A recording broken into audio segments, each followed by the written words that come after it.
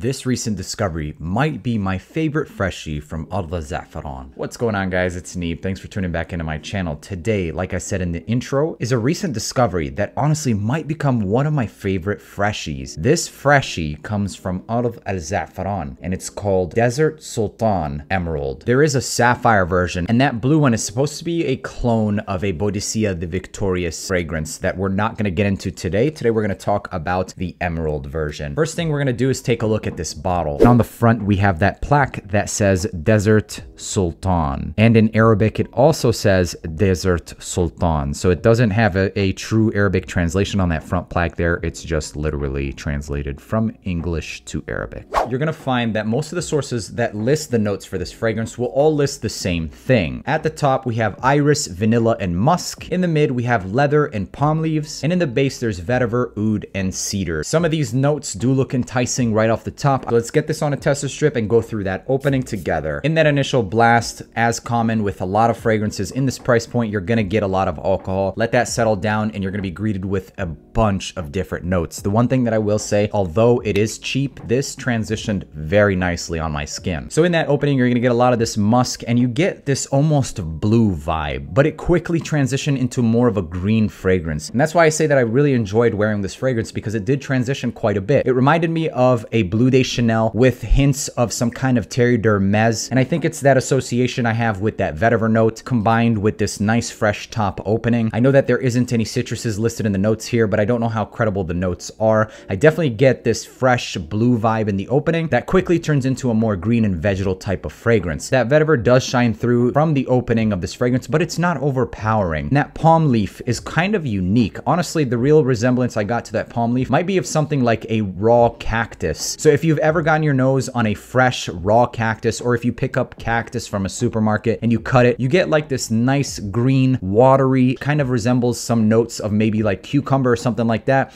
but with a heavier, stickier dose of some kind of green nuance. So cactus is a good place to say that palm leaf really smells like. Now, it isn't exactly cactus, obviously, hence the palm leaf note, but I'm just drawing that resemblance for those of you who can't really imagine what a palm leaf might smell like. The palm leaf definitely does contribute a lot of green freshness to this fragrance, but as it starts to dry down in that mid, you're going to pick up a lot more of that leather. And this isn't really too dark of a leather, and it's combined perfectly with iris. And I don't know if it's cloning anything specifically, but it does smell pretty damn nice. It is pretty unique. It has that iris, musk, vanilla, and green freshness. So you get the best of all worlds, really. I don't really get too much oud with this fragrance really at all, but I do get that leather as well. So where this starts off as a shower gel with a green nuance, it then starts to transition into more of a iris, smooth, buttery iris with leather and musk, but it keeps that green vegetal quality. This doesn't smell like veggies or cooking. I don't want you guys to take that vegetal descriptor as a literal sense. This fragrance doesn't really remind me of veggies per se, but it does have that green feel. It is a green freshie. This is definitely a green freshie that I think is enhanced with a nice iris. It's not too buttery smooth, so if you're expecting makeup bag vibes, it's there, but it's not prominent whatsoever. You're gonna get this nice buttery iris with the leather. I think the leather concentration is greater in this fragrance than that iris, and the freshness remains, and then the green nuances definitely does shine through. So at the end of this fragrance, what you're left with is vetiver,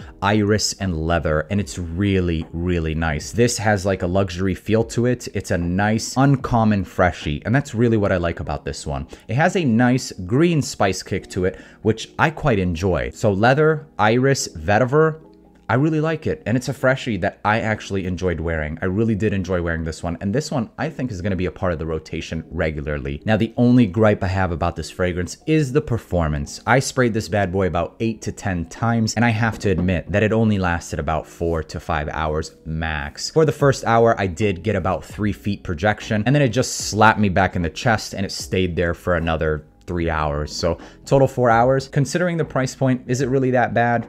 I don't know, but this DNA is pretty unique and it smells really, really nice. I think it's worth the pickup, or at least trying it out. Try and sample this one first if you're not satisfied with that ranking for the performance. As far as the gender goes, this has some spicy aromatic qualities and green nuances, a little bit of sweetness and leather that I think is too masculine for a female to pull it off. So I'd rate this at about a 7.5, maybe even an 8 on the masculinity scale. This is pretty unique. As far as how much this smells like it's worth, this smells like it's worth 120 plus. It smells posh, but it smells fresh. and it smells green at the same time. So this is a posh, fresh time fragrance. I just wish it performed better. It seems to me like Ard Alzaafaran fragrances across the boards don't really perform that well, at least for the most part, and this one unfortunately is going to be a part of that. Still an awesome fragrance. I'm so glad I have this, and if I had the opportunity to pick it up again, I would, just because it smells really different and really nice. I was really excited to bring this one to you guys because there's not many reviews about it, and I think that this is really nice. That's all I have to say about this fragrance. So if you're interested in anything I said, you might want to check this bad boy out. If you enjoyed watching this video and you want to watch videos like this and more, hit that subscribe button, click on the notification bell. Make sure you guys use all those discount codes and coupons down in the description. They're all free to use, and it's free to hit that subscribe button as well. And until next time, peace.